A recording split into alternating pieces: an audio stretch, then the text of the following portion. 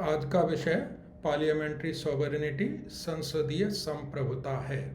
आज ही हम इस डिस्कशन में, पूरे डिस्कशन में ये डिटरमाइन करेंगे कि पार्लियामेंट, जो इंडिया का पार्लियामेंट है, उसमें सॉवरेनिटी कितनी है या नहीं है। यदि है तो उसमें सॉवरेनिटी या संप्रभुता कैसी है। ये सारे के सारे विषय हमारे यहाँ पर होंगे। इसके डिस्कशन में सबसे पहले मैं आपको सॉवरेनिटी का मीनिंग बताऊंगा, फिर मैं आपको एक्सटर्नल एंड इंटरनल सॉवरेनिटी की बात करूंगा। डिविजिबल और इनडिविजिबल सॉवरेनिटी क्या है, इसकी भी मैं बात करूंगा आपसे। और मैं ये भी बात करूंगा कि पॉलिटिकल सॉवरेनिटी क्या होती है और लीगल सॉवरेनिटी क्या होती है। और इन सब के डिस्कशन के बाद मैं ये डिटरमाइन करूंगा कि पार्लियामेंट में सॉवरेनिटी कितनी है, किस तरह की है या नहीं है। So let us move further.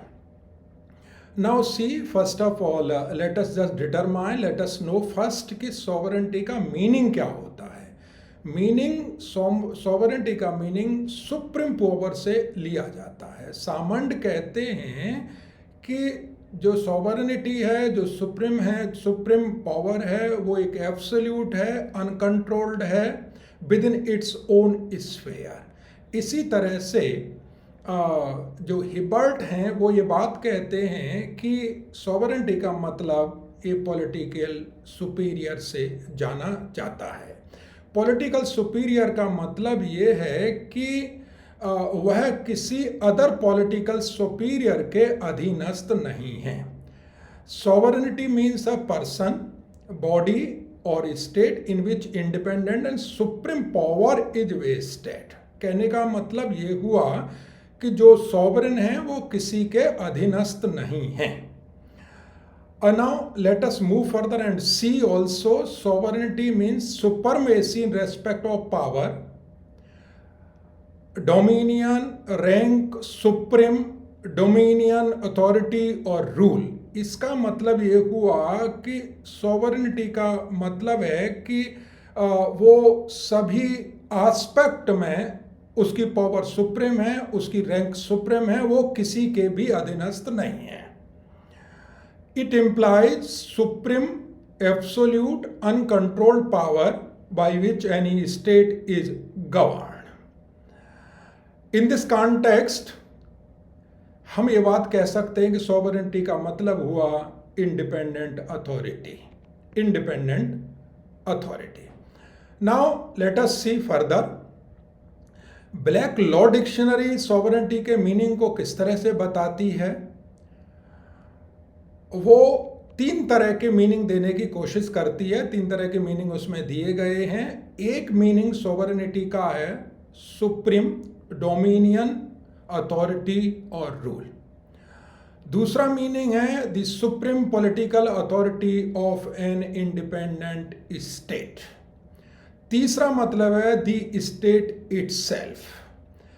तीनों मीनिंग के तहत एक पॉइंट जो निकल करके आ रहा है वो ये क्लियर है कि सुप्रीम पावर है, कोई भी बॉडी है, कोई भी पर्सन है या ज्यूरिस्टिक पर्सन है, वो किसी एक्सटर्नल या इंटरनल के अधीनस्थ नहीं है। Means it is not subject to any external power और इंटरनल पावर, उसको हम सॉवरेन पावर कहते हैं और वहाँ पर सॉवरेनिटी लाई करती है। The older and absolute idea of sovereignty and independence has necessarily been modified in the dawn of 21st century. अब यहाँ पर यह देखने की बात है कि जो एक सॉवरेनिटी का मीनिंग जो ओल्डर था, पहले लिया जा रहा था कि पूर्ण संप्रभुतावान, परफेक्ट संप्रभुतावान, जिसके ऊपर कोई कुछ भी नहीं है, क्या वो 21st सेंचुरी में उसमें कोई मॉडिफिकेशंस हुए हैं या मॉडर्न एज वहाँ पर कि जहाँ पर कॉन्स्टिट्यूशनल डेमोक्रेसी है वहाँ पर एक सॉवरेनिटी का मीनिंग कैसे लिया जाना चाहिए। अब जब हम सॉवरेनिटी के मीनिंग की बात करते हैं तो सॉवरेनिटी की मीनिंग को यहाँ पर हम 2 तरह से देखने की कोशिश करते हैं, एक एक्सटर्नल सॉवरेनिटी और इंटरनल सॉवरेनिटी। एक्सटर्नल सॉवरेनिटी की एप्लीकेशन इंटरनेशनल लॉ में देखी जाती है, और इंटरनेशनल लॉ में अगर हम बात करते हैं तो external sovereignty means in international law the independence of A state of the will of other states. Means हम किसी स्टेट को सॉवरेन जब ही कहेंगे जब वो किसी और स्टेट के अधीनस्थ नहीं है। It is not subject to the external will of the other state. अगर हम इंडिया की बात करें तो India in international context, India is a sovereign state, it is not subject to any other state in the world. So India हमारा sovereign state है। तो ये रही बात एक्सटर्नल की, कि बाहर से मीन्स अदर स्टेट हमारे स्टेट को सबऑर्डिनेट नहीं बना सकते, क्योंकि हमारा स्टेट सबऑर्डिनेट नहीं है। तो इसलिए हम कह सकते हैं India as a state is sovereign. ये एक्सटर्नल कॉन्टेक्स्ट में बात हो गई। India is as sovereign as a state as the USA. जैसे अमेरिका अपने आप में सॉवरेन स्टेट है, ऐसे ही इंडिया भी सॉवरेन स्टेट है। तो ये सॉवरेनिटी का मतलब हुआ in external context. Now the doctrine of absolute sovereignty has undergone a change in international law in order to achieve international amity. अगर हम सॉवरेनिटी को इंटरनेशनल कॉन्टेक्स्ट में भी कहते हैं तो वहाँ पर भी ये बात देखने को मिल रही है कि जो सॉवरेन का मीनिंग जो एकदम से पहले देखा जा रहा था, वो इंटरनेशनल लॉ में जो एक दूसरे के रिलेशंस हैं उनकी वजह से इंटरनेशनल लॉ में भी सॉवरेनिटी का मीनिंग कहीं न कहीं कंप्रोमाइज या कहीं भी न कहीं मॉडिफिकेशन में देखा जाता है। नाउ सी, अब हम बहुत जल्दी से इंटरनल सॉवरेनिटी की बात करते हैं, क्योंकि हमारा जो सारा डिस्कशन है वो इंटरनल सॉवरेनिटी पर ही डिपेंड करेगा। क्योंकि हमने ये बात बताई कि India is not the subject to any external power, so India is sovereign. उससे हमारी बात जो, क्योंकि हमारा जो विषय है वो पार्लियामेंट्री सॉवरेनिटी को एग्जामिन करना, इंडियन पार्लियामेंट्री सॉवरेनिटी पर ही मैं कंसंट्रेट हूँ, उसी को एग्जामिन करना है। Therefore I am not going into the discussion of much discussion of internal external sovereignty. I am concentrating upon the internal sovereignty. अब इंटरनल सॉवरेनिटी की बात करते हैं।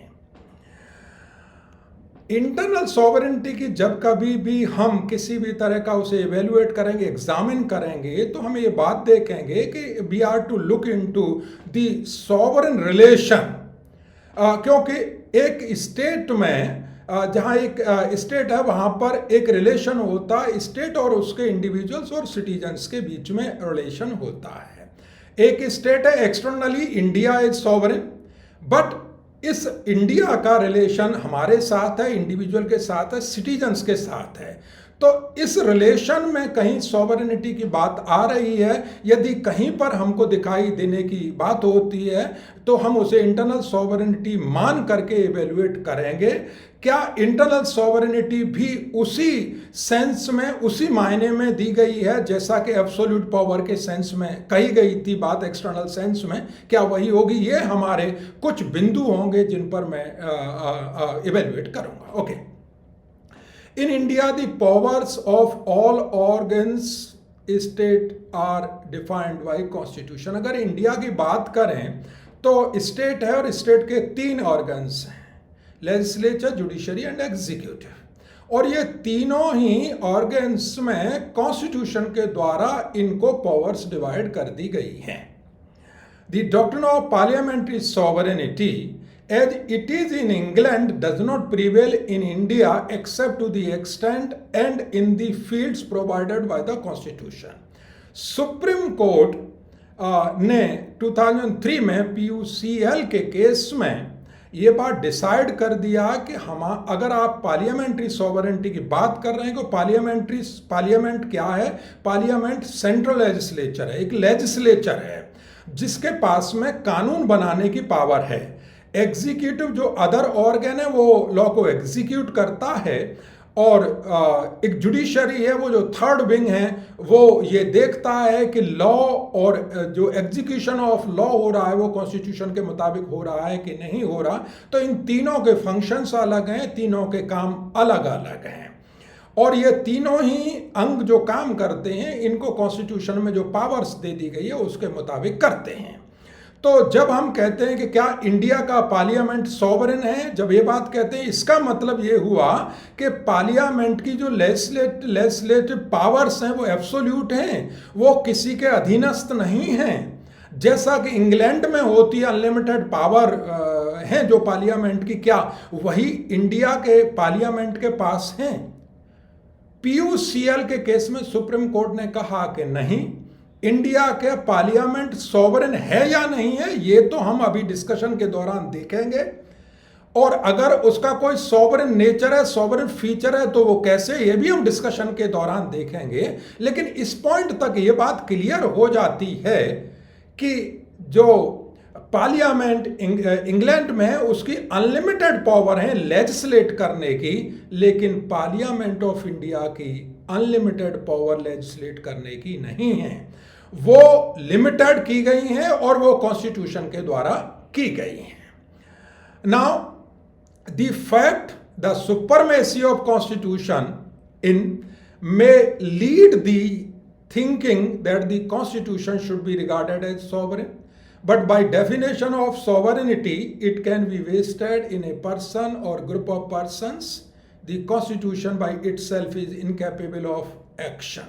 Now अब एक बात ये आती है, जैसा कि कहा कि because we are going to determine the sovereignty character of the parliament, यहां पर एक बात आ जाती है। मैंने कहा कि कॉन्स्टिट्यूशन ने पार्लियामेंट को पावर दी है और जितनी पावर कॉन्स्टिट्यूशन ने दी है उनके अंदर ही वो काम करेगा। यदि उनसे बियॉन्ड जाता है तो जुडिशियल रिव्यू के तहत जुडिशरी उसको करेक्ट कर देगी और कहेगी कि भाई you are to be within the constitutional framework, तुम कॉन्स्टिट्यूशन से बाहर नहीं जा सकते हो।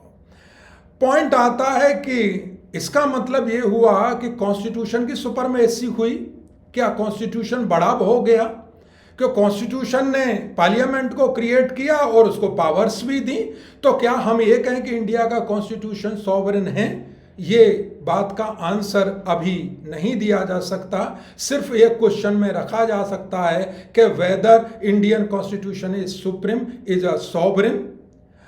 उसके बाद में एक बात और आती है आगे देखने की। यहाँ पर एक कंटेक्चुअल बात मैं बता दूं क्योंकि वो अपनी रेफरेंस देते हुए आपको समझाने में मदद करेगा।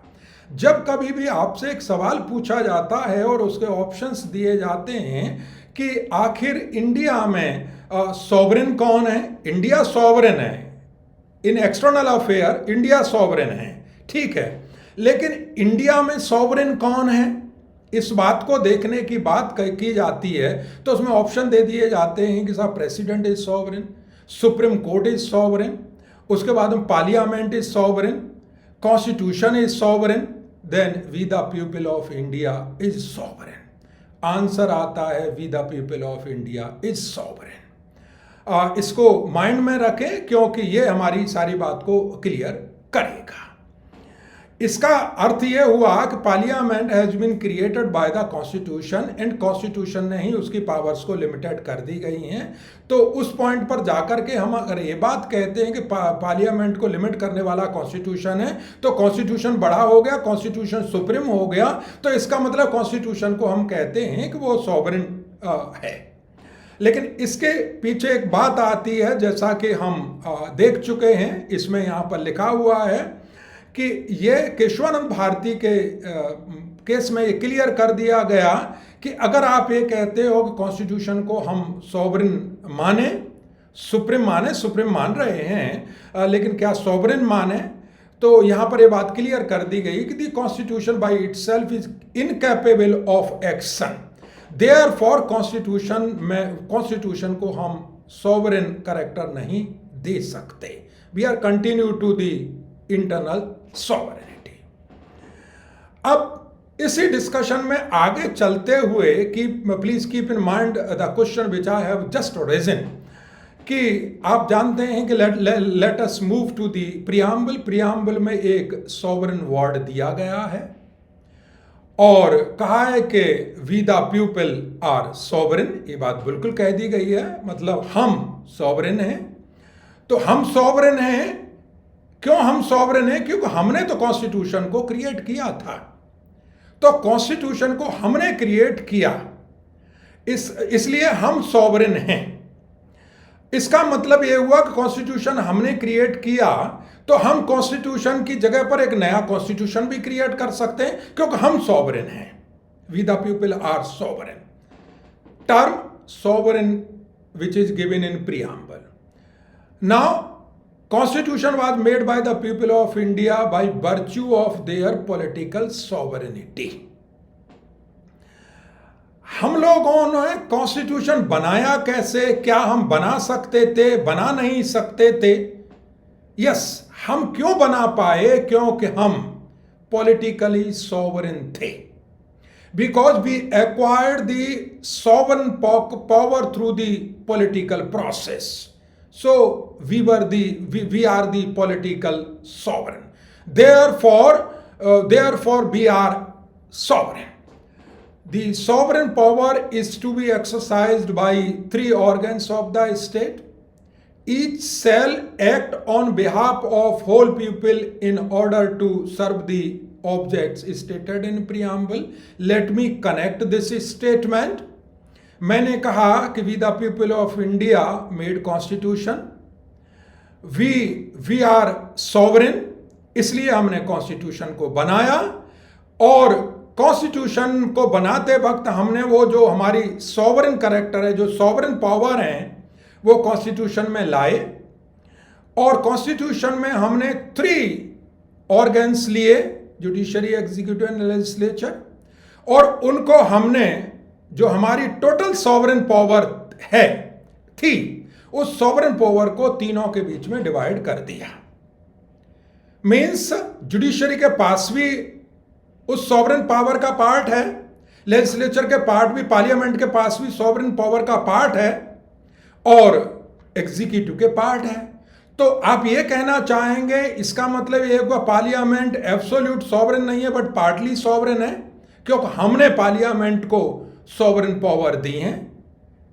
हमने पार्लियामेंट को सॉवरेन पावर दी है, तो क्या हम ये कह सकते हैं कि पार्टली पार्लियामेंट सॉवरेन है, या पार्लियामेंट लिमिटेड सॉवरेन है, या पार्लियामेंट कॉन्स्टिट्यूशनली रेगुलेटेड सॉवरेन है? इस पर हम पूरी चर्चा करेंगे। बट यहां पर बात एक बहुत जल्दी क्लियर हो गई है कि हमारे सॉवरेन पावर्स ने, हमने कॉन्स्टिट्यूशन बनाया, और कॉन्स्टिट्यूशन बनाने के माध्यम थ्रू हमने इन तीनों पावर्स को, तीनों सॉवरेन पावर को तीनों अंगों में विभाजित कर दिया।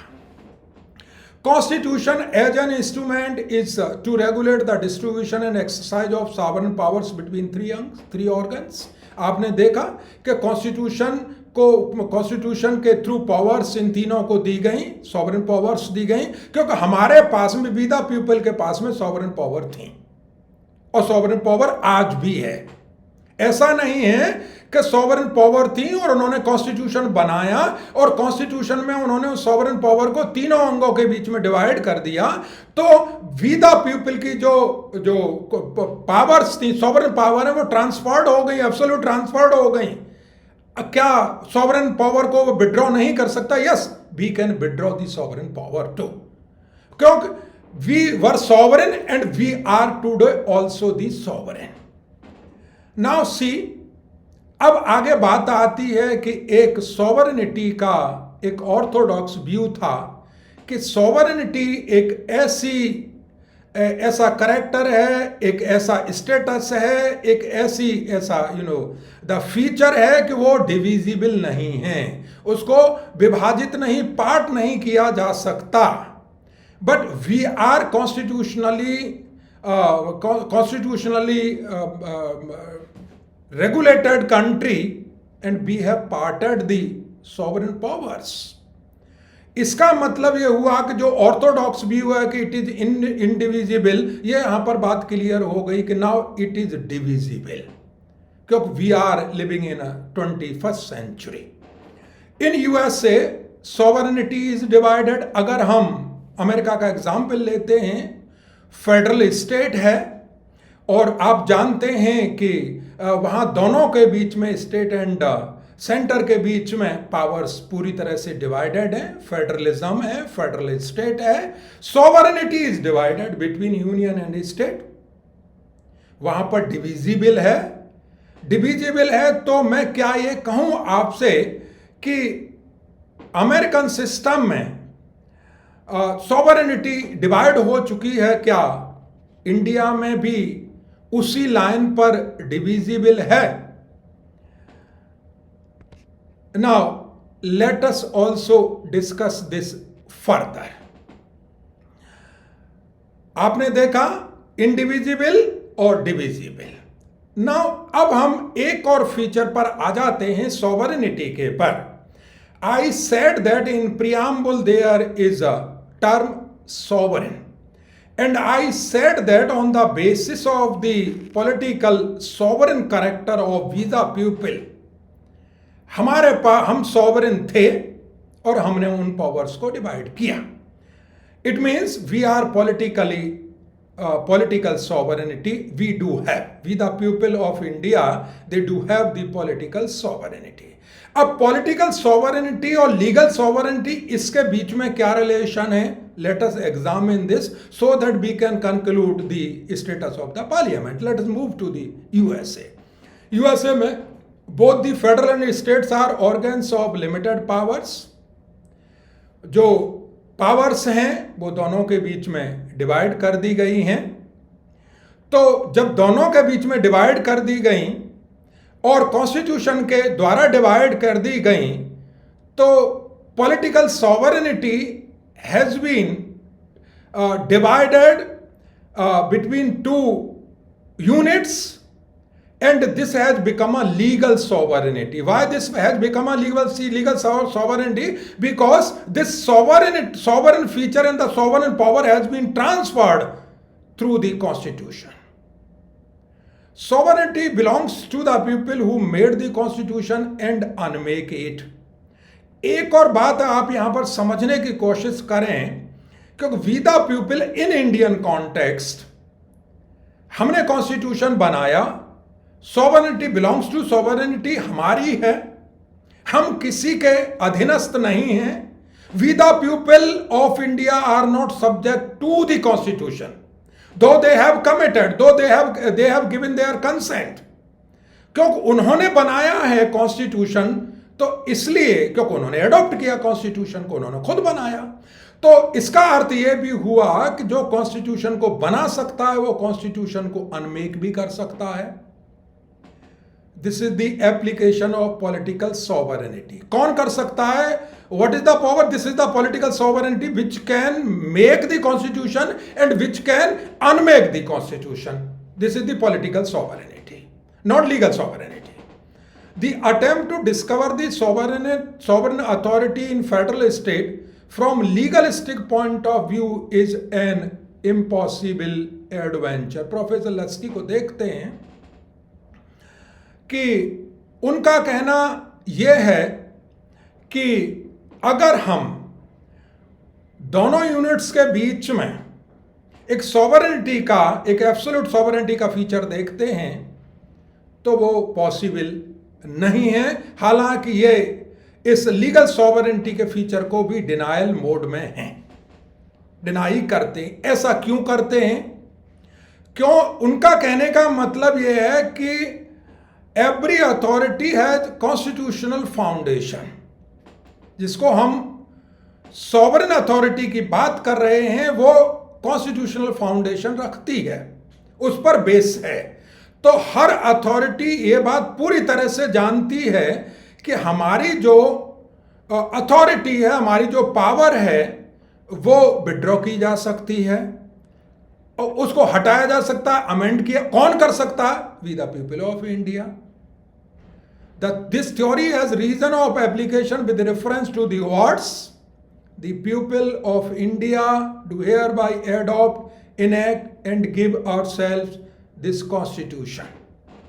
ये प्रियम्बल में बात पूरी तरह से लिखी हुई है। ये यहां पर बात ठीक हो जाती है कि we the people of India made the constitution on the basis of or by reason of their political sovereignty, they can unmake the constitution also.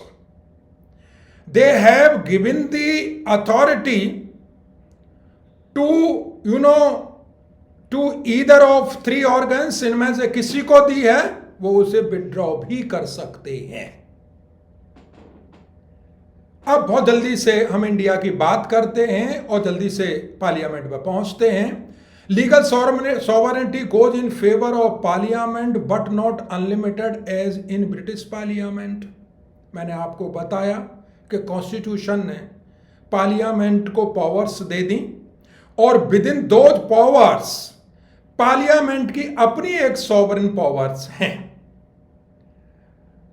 So I can say that the legal sovereignty goes in favor of the parliament. तो इस point पे मैं कह दूं कि Indian parliament is a legal sovereign. Limitations bye the constitution, आप सी limitations भी दी गई हैं जब वो सॉवरेन पार्लियामेंट अपनी सॉवरेन पावर को इस्तेमाल करेगा. आर्टिकल 13(2) जुडिशियल रिव्यू की बात हो जाएगी. कोई भी लॉ ऐसा नहीं बना सकता जिससे कि कॉन्स्टिट्यूशन के किसी प्रोविजन को, कॉन्स्टिट्यूशन के फंडामेंटल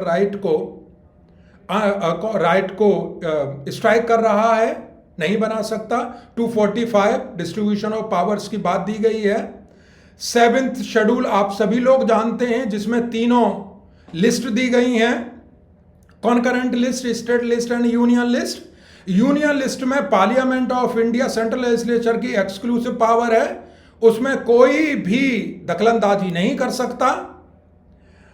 स्टेट में स्टेट की पावर है, स्टेट लेजिस्लेचर की, और कंकरेंट लिस्ट में दोनों की पावर्स हैं. और अगर कोई लेजिस्लेटिव आइटम बचता है, पावर बचती है, तो parliament residue power in Indian case goes in favour of the parliament, जबकि यूएसए में residue power goes to in favour of the states. Now see, election के थ्रू पार्लियामेंट बनता है. Political sovereignty, article 326 Indian constitution, आप देख सकते हैं, पढ़ सकते हैं. अब बहुत जल्दी से हम एक दूसरे एंगल पर आ जाते हैं जिसमें कि आप जानते हैं कि पार्लियामेंट को कॉन्स्टिट्यूशन को अमेंड करने की पावर है. यहां पर मैं लिंक करूंगा, we the people of India made constitution and we the people of India gave this power to the parliament to make suitable amendment in the constitution. तो अमेंडिंग पावर 368 में दी गई है. और यह बात समझ लें कि पार्लियामेंट को अनलिमिटेड पावर अमेंडमेंट करने की नहीं है, लिमिटेड पावर है. सेकंड पॉइंट, अगर आप देखते हैं 1973 में एक जजमेंट आया केशवानंद भारती का केस में, और केशवानंद भारती के केस में बेसिक स्ट्रक्चर को प्रोपाउंड कर दिया गया. इसका अर्थ सीधा हुआ कि केशवानंद भारती के केस में लिमिटेशंस क्लियर कट इंपोज कर दी गई कि जो वी द पीपल ने कॉन्स्टिट्यूशन बनाया है उसके स्ट्रक्चर को आप डिस्टर्ब नहीं कर सकते, उसको डिलीट नहीं कर सकते, उसको नहीं हटा सकते, और स्ट्रक्चर के अलावा आप जो भी कुछ बचता है उसमें आप अमेंड कर सकते, parliament can amend.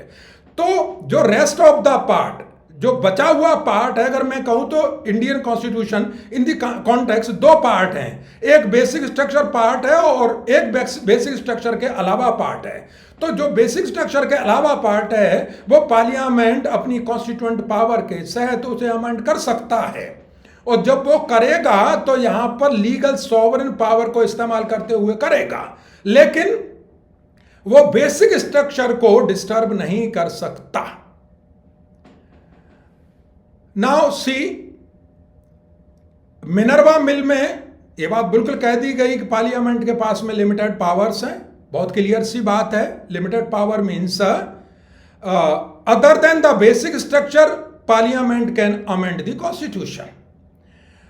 Now see, the people in final analysis are the ultimate sovereign. Kesavananda Bharati के केस में एक बात कह दी गई कि पार्लियामेंट को अगर मैं कहता हूं कि लिमिटेड सॉवरेन है और अगर मैं कहता हूं कि लीगल सॉवरेन है, तो मैं ये नहीं कह सकता कि पार्लियामेंट की जो सॉवरेनिटी है उसको माइनस करके वी द पीपल के पास में सॉवरेन है। बोले no, we the people are sovereign irrespective of anything.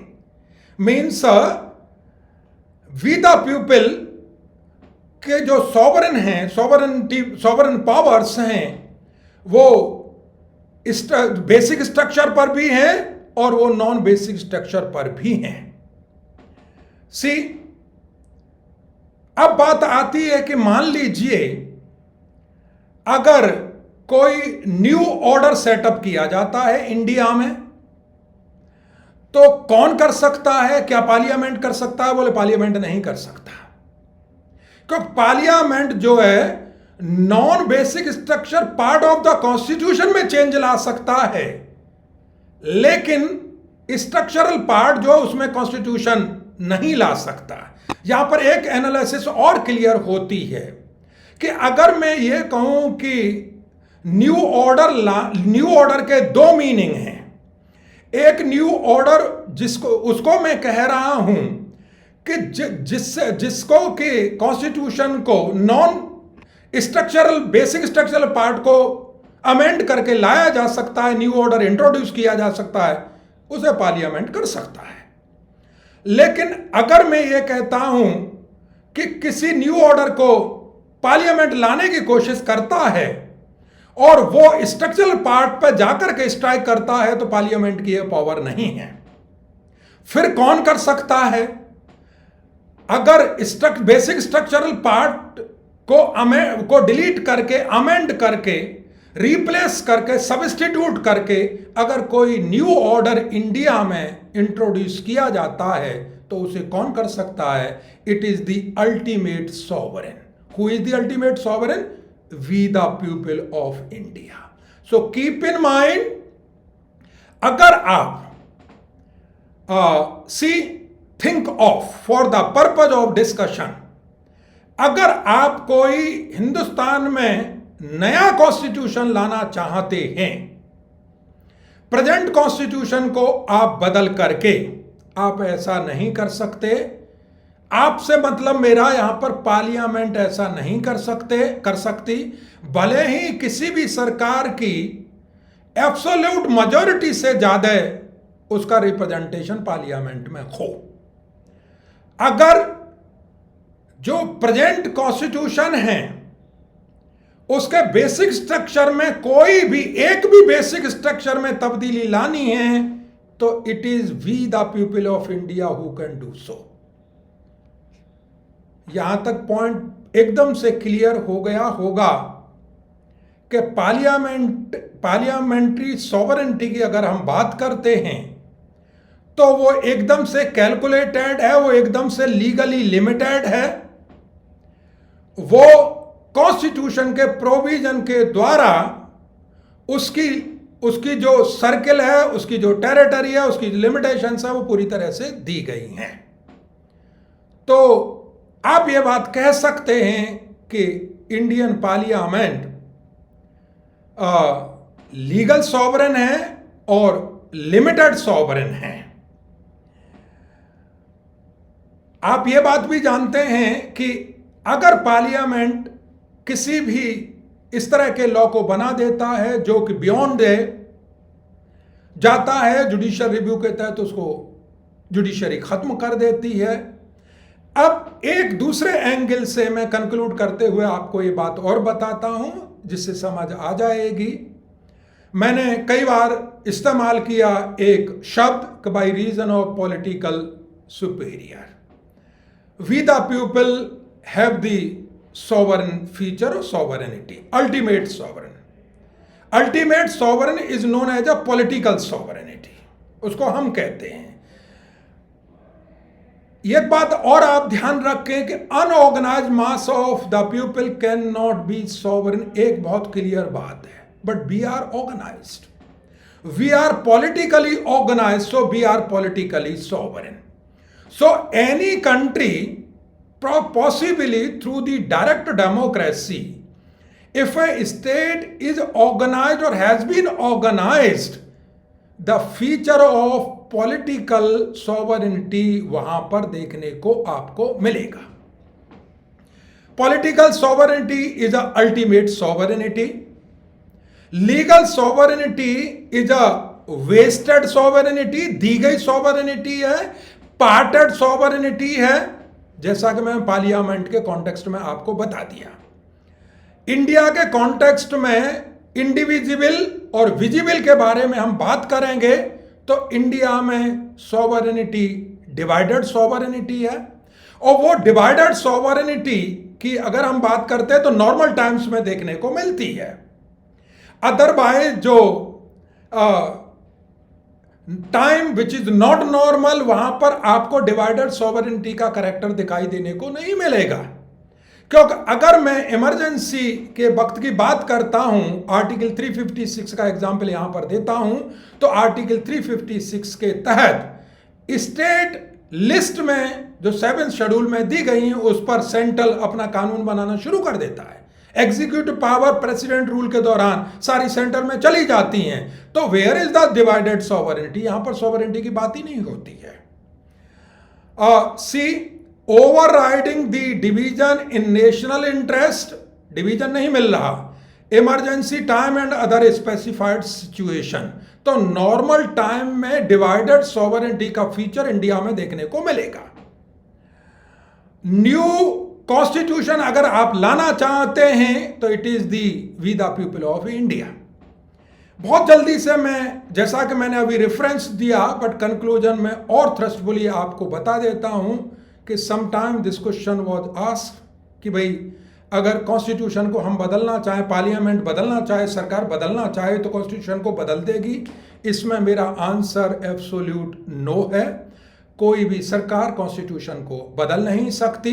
Constitution को कोई भी सरकार ज्यादा से ज्यादा जो नॉन बेसिक स्ट्रक्चरल पार्ट है कॉन्स्टिट्यूशन का उसमें तब्दीलियां ला सकती है, बेसिक स्ट्रक्चर में नहीं ला सकती. बेसिक स्ट्रक्चर में कोई तब्दील करके, चेंज करके, डिलीट करके, अमेंड करके कोई आप न्यू ऑर्डर लाना चाहते हो, मान लीजिए कॉन्स्टिट्यूशन आप यही रखना चाह रहे हैं, बट आप एक बेसिक स्ट्रक्चर को चेंज करना, दिस इज माय अंडरस्टैंडिंग, ये मैं अपनी समझ से आपको बात बताने की चाहता हूं.